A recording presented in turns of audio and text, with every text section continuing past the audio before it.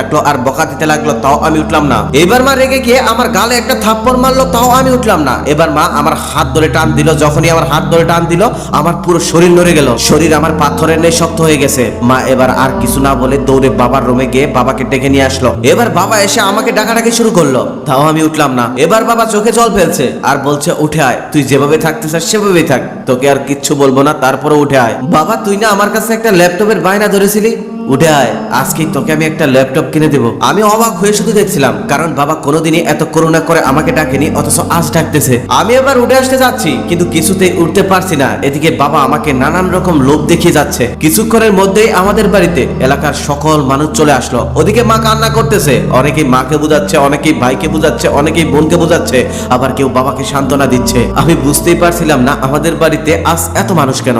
কখনো তো এই মানুষগুলো আমাদের বাড়িতে আসে না। তার কিছুক্ষণ পর কিছু মানুষ আসলো, আমাকে খুব যত্ন করে বিছানা